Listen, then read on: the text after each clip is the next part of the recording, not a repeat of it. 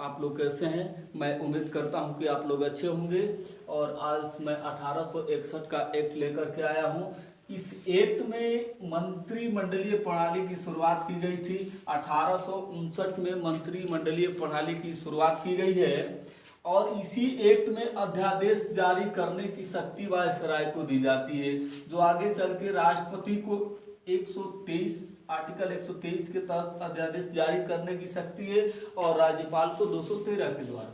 तो इसी में अध्यादेश जारी करने की शक्ति वायसराय को दी जाती है। इस एक्ट में इतना ही है, बहुत ज्यादा इंपॉर्टेंट नहीं है, इसलिए ज्यादा विस्तृत बात करना ठीक नहीं है। अब आते हैं 1892 का एक्ट।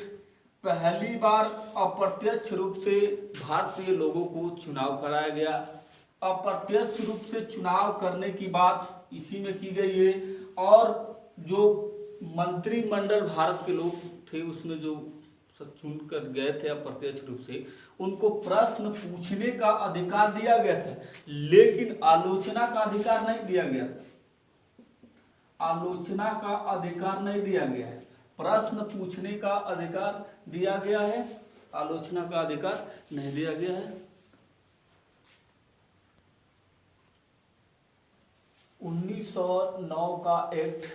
इस एक्ट में मुसलमानों को अलग विधानसभा में सीटों को धर्म के आधार पर आरक्षण की बात अंग्रेजों ने किया था और यह जो एक्ट था वो अरुण डेल समिति की सिफारिश, इनके सिफारिश पर ही यह एक्ट भारत में आता है।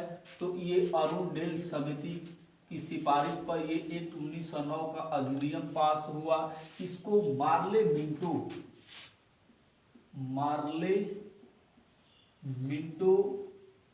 सुधार भी बोलते हैं इसको। मार्ले गवर्नर था, मिंटो सचिव था, इसलिए इन दोनों के नाम पर मार्लो मिंटो एक्ट आता है, या 1909 का अधिनियम या 1909 का एक्ट। इसमें पहली बार वायसराय की परिषद में भारतीय सदस्यों की नियुक्ति की गई थी और उसमें 2 लोग भारतीय सदस्य थे, एक केसी गुप्ता और एक सैयद हुसैन मिलग्रामी। तो ये था दोस्तों 1909 का एक्ट। बाकी अब आगे लेकर के आएंगे वीडियो, जोर लगा करके आप लोग मेहनत कीजिए। धन्यवाद। मेहनत करके आप लोग तैयारी करिए, लगे रहिए, हम आपके साथ हैं।